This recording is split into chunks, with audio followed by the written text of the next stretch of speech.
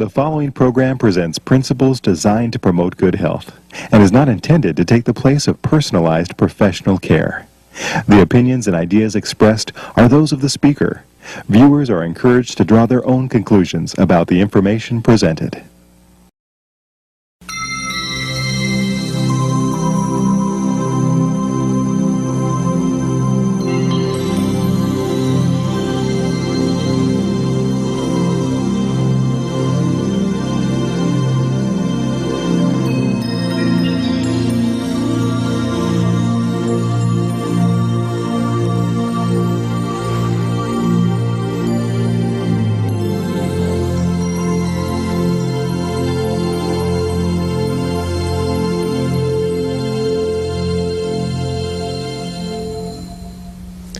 Stress.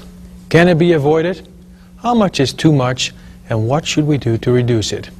These are some of the questions we'll answer in today's segment of Wonderfully Made. I'm Marcel Wiggers from Weimar Institute's New Start Lifestyle program.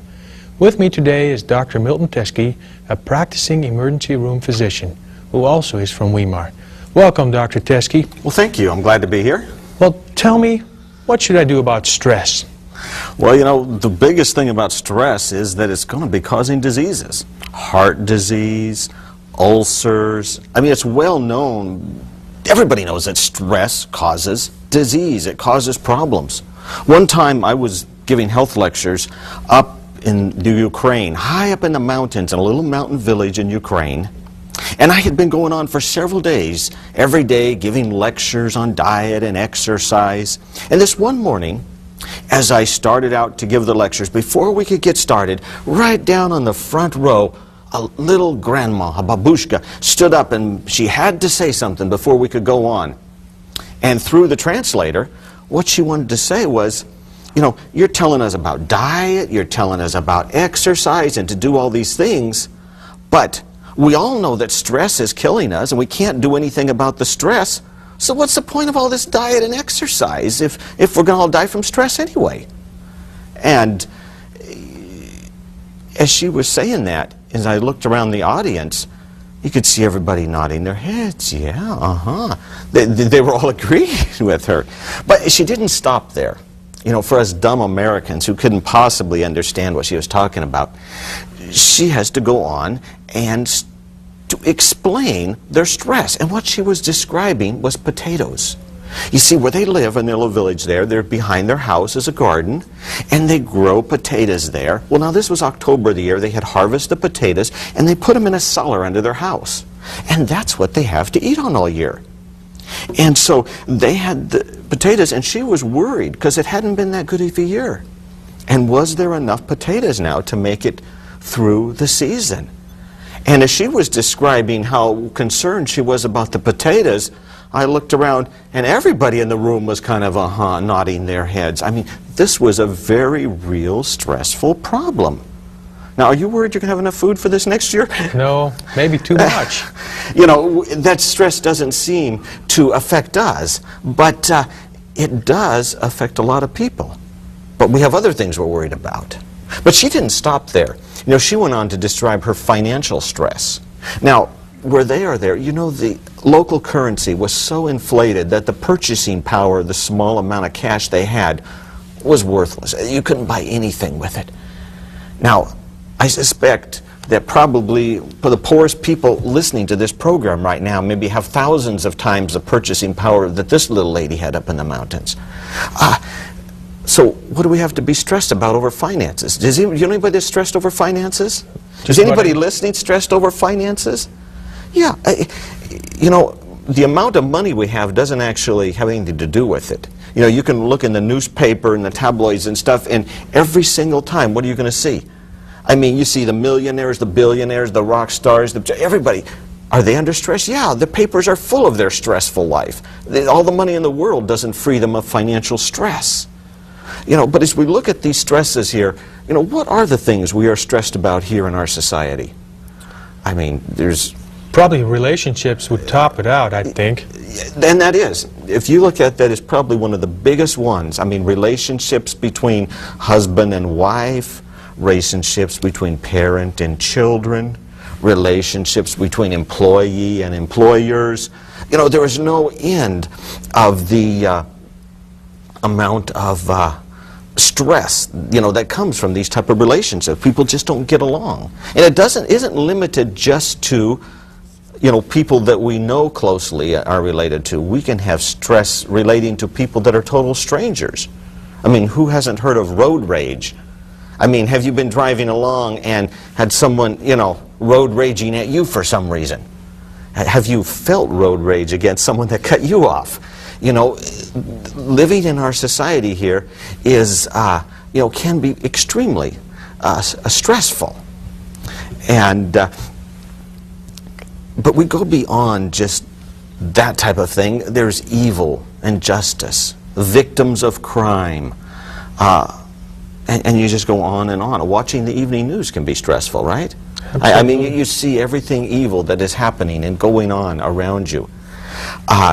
And as you start to look at those type of things, the real question we want to come back and ask is not what are the situations that cause us stress, but what is our reaction to those situations? You know, and what is our reaction? I mean, the little lady with the potatoes, I mean, what was her reaction? She was stressed out. Yeah, she was worried. Absolutely. She was afraid. She didn't know if she was going to have enough potatoes to... I mean, how much of our stress is worry and fear? A big part of it. I mean, if you look at what people are stressed about, they're worried about this, afraid about this, and it doesn't just stop with reality. Many of the times, the things we are afraid about are actually imaginary fears. There are things that are totally imaginary. You know, almost any question you start with, what if, can be something to worry about, right? Yep. I mean, if you think about it, what if, and you can put anything you want on the end of that, and what's happening to it? Worry, stress right there. Yeah. I mean, what if my kid gets hit by a car? What if I have a heart attack? What if my husband died? What if? What if? And the what ifs go on and on and on. And there's just no end to that. Whether it's real or imaginary, it's still stressful, isn't it? Yeah. But now beyond that, what is our response to evil and injustice? You know, when you look at, you know, something really bad has happened. You know, maybe you have been the victim of some crime, or maybe you're just watching on the news someone else who has been the victim of a crime.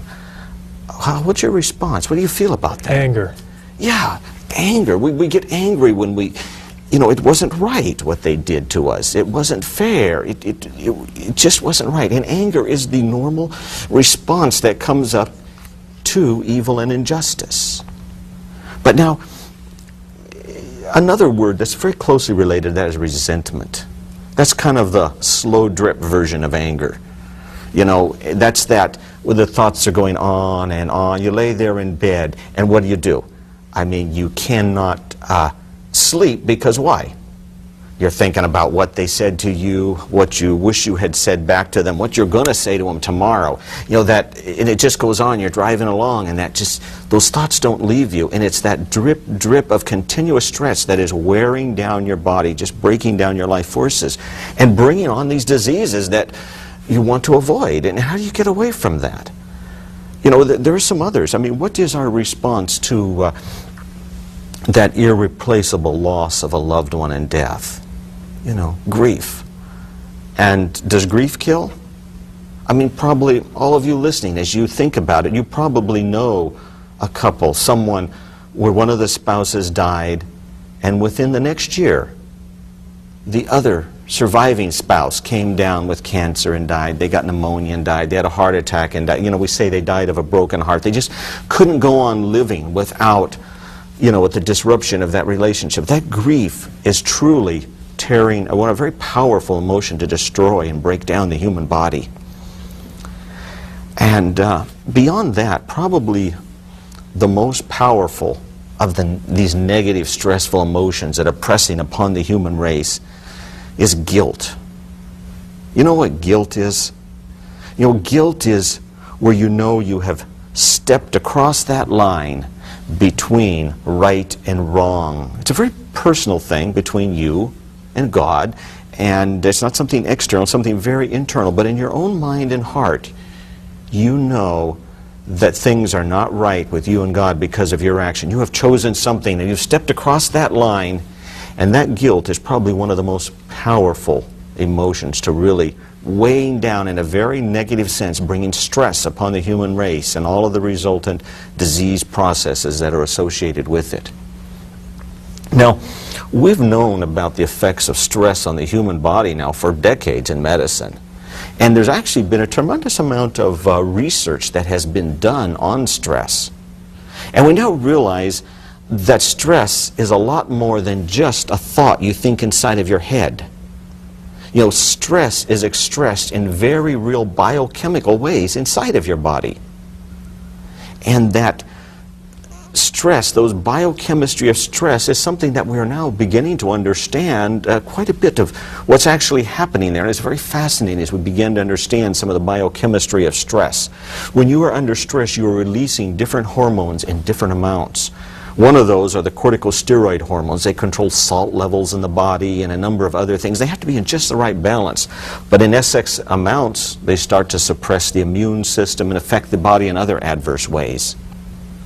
But probably the most powerful of all is one you're probably all familiar with under the name of adrenaline.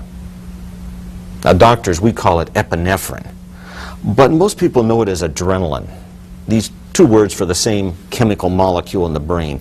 But this adrenaline, everybody kind of knows what adrenaline is, that adrenaline rush. I mean, do you feel adrenaline when you're under stress? Well, yes. Adrenaline is the body's communicator of stress, and it goes throughout the body and is actually very powerful in bringing on many of these negative things we see associated with stress. There's actually the action of adrenaline upon various organs of the body. And it affects the heart, it affects the digestive system, really affects practically every single part of the body. But probably the most powerfully affected one is the body's immune system. You know what your immune system is? You know, that's your security forces, the police, the military. Those are the ones who are going to protect you against the enemies, bacterias, viruses, even cancers. I mean, really, cancer is just a breakdown of the body's immune system. Your body's making cancer cells all the time and trying to get rid of them normally. The immune system recognizes them and destroys them. It's fascinating how the little cells come up and just destroy them. But adrenaline suppresses that. It's probably one of the most powerful suppressors we have. A good example of that, in the emergency room where I work, we sometimes have patients come in whose immune system is wildly out of control. The immune system is killing them. We call it anaphylactic shock. Some of you probably know what I'm talking about. They've had an allergic reaction to a bee sting or allergic reaction to a penicillin or some drug, but it's gone way beyond just breaking out in hives and itching.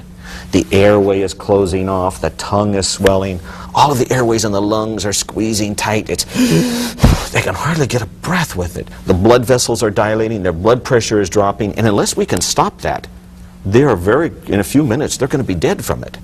So when they get to the emergency room, you know what the very first medication we give them? Any emergency department in this country, what are they going to get first? Epinephrine. Right. The first thing they get, a shot of epi, pure adrenaline. We get it in. And why do we do that? Because it is the fastest acting, most powerful known drug that can suppress the body's immune system. Powerful. But then you think, under stress, what are we doing to ourselves? All the time we're putting the most powerful suppressor of the immune system known into our bodies. You know, and some might ask, you know, if the immune system is being so devastatingly affected, why did God create our bodies to release adrenaline? And the real answer to that is to deal with emergencies. I mean, imagine a situation. You're driving down the road, it's a nice day, everything is going fine, it's going smooth, and as you're driving down there, suddenly a large truck just pulls right out in front of you. What happens? I mean, you slam on the brakes, your car is skidding and sliding off the side of the road. You barely miss that truck. As you pull back on the road and drive on down the road, how do you feel? Yeah, you're shaking, aren't you? What's that? That's adrenaline. Yeah, your body is on edge. The muscles are just twitching, ready for the quickest reaction. What happened to your relaxed state of mind? I mean, wow, you are now wide awake, alert, and ready to deal with anything. Now, if we measured your blood sugar at that moment, what would it be? Be up. Yeah, your blood sugar shoots up during that. Those of you who are diabetics know when you're under stress, what happens to your blood sugar? Yeah, it goes up. Well, the adrenaline affects the heart, right? I mean, your heart is just beating away. That's the effect of adrenaline on the heart. And we can go on and on with all the body systems, getting them ready to deal with that emergency. You're ready to run faster, you've got more energy, you've got everything you needed to zoom ahead and deal with the emergency. And the problem's not the emergencies. The problem is that everyday drip, drip, drip of stress. That worry, worry, worry, worry. That resentment that keeps churning, churning, churning. You don't deal with the emergency and then are over, but instead it's an ongoing thing, continuously, hour after hour, affecting every organ of your body in a terribly negative, suppressive way. And of course, as we take a look at it, what is the New Start answer to stress? Well, you know, as we start to look at it, there's actually almost every single aspect of our lifestyle program is beneficial for stress. The right diet helps with stress.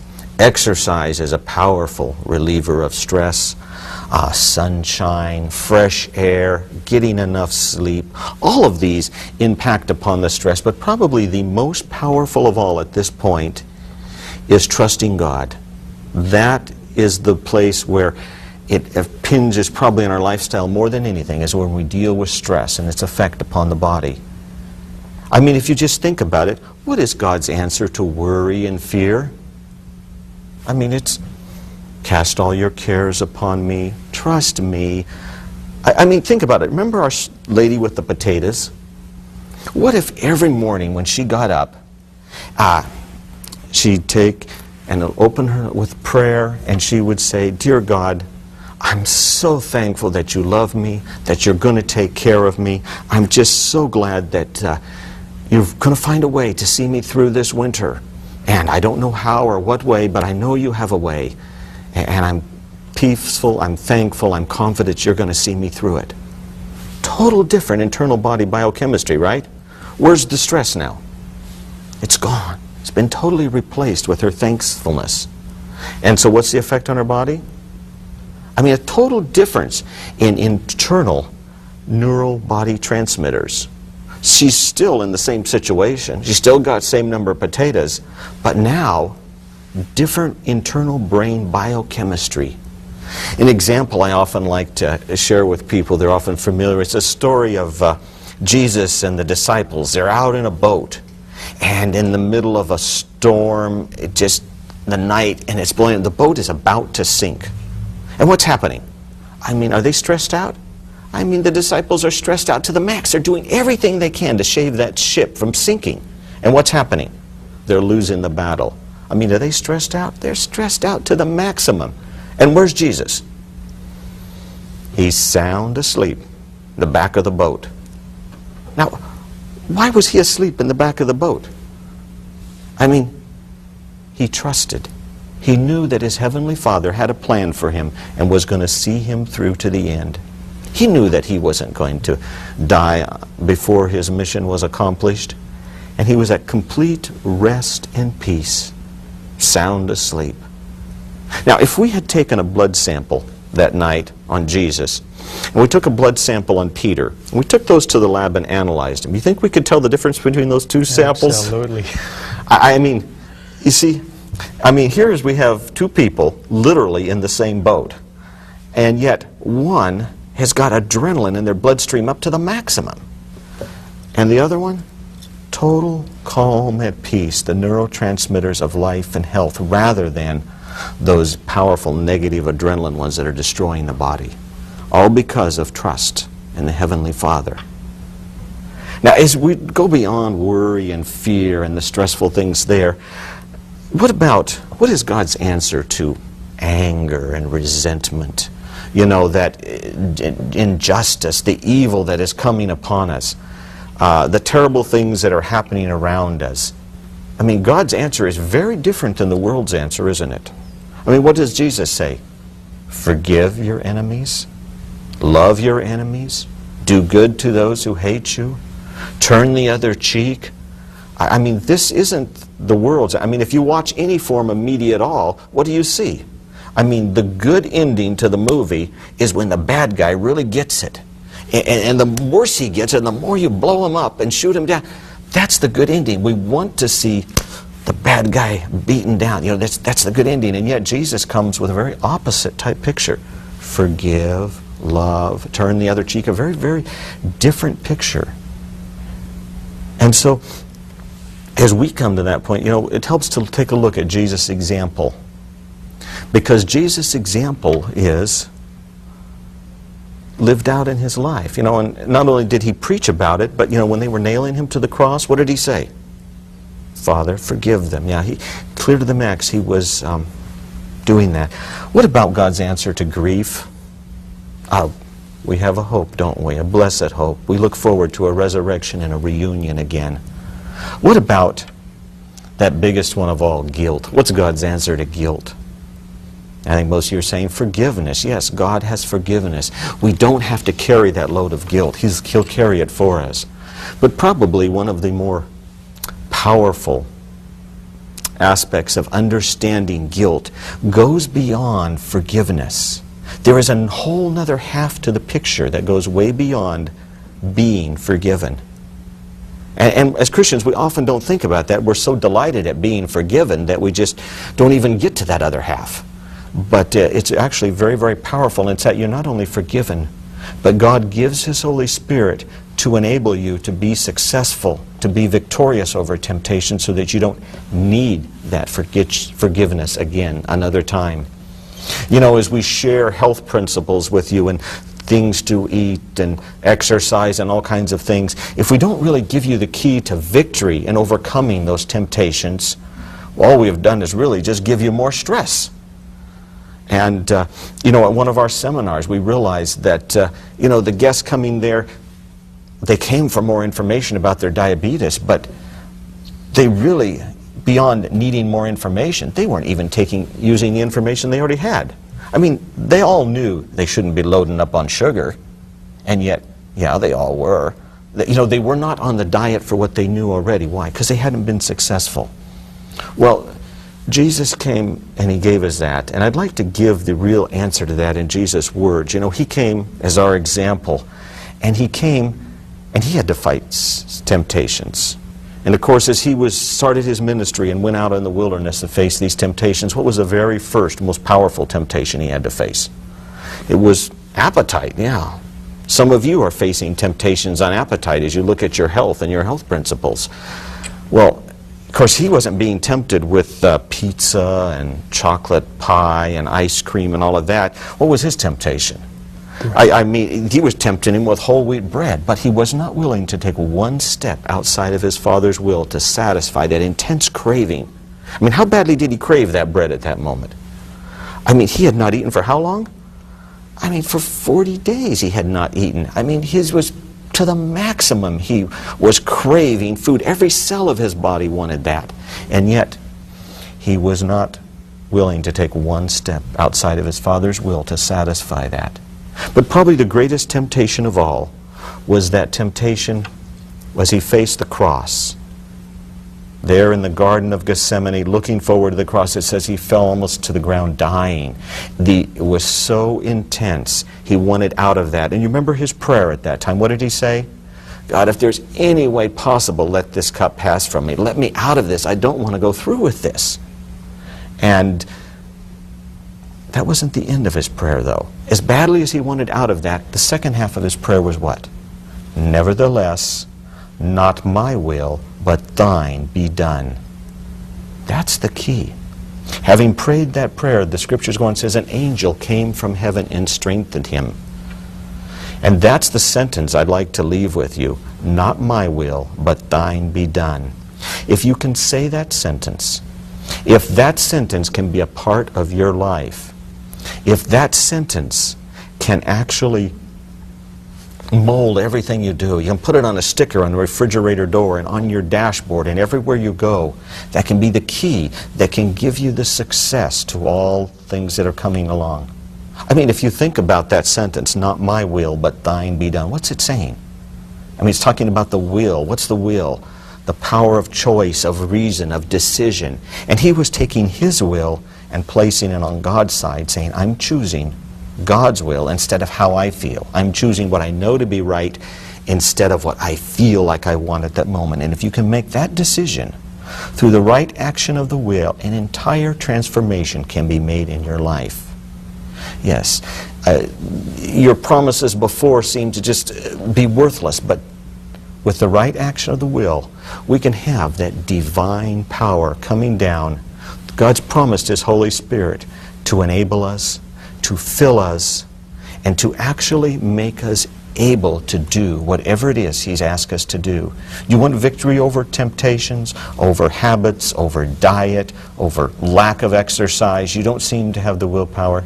Place your will on God's side, and He then will go out and give you that power through His Spirit strengthening you. We can do all things through Christ who strengthens us. I mean, this is the real secret. I mean, when we talk about dealing with stress, you know, coming back, putting our lives in God's hands, we trust Him. He enables us. We follow His ways of love and kindness. We have a hope for the future. And most of all, we have His infilling Spirit to be successful in the temptations of life. That's a real answer to stress. Thank you, Dr. Teske.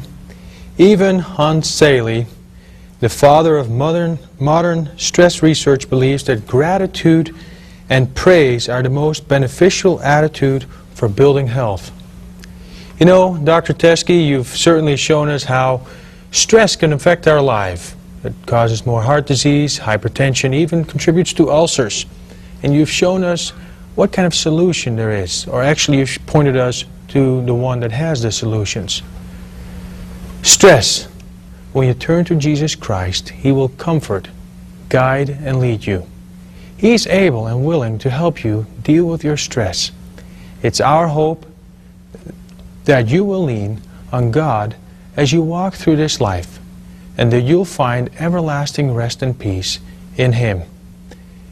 You know, maybe this is a good time for you to just bow your head and talk to God. Let Him know how you feel. And as you turn to Him, He'll be able to give you that rest, that everlasting peace that you've been looking for.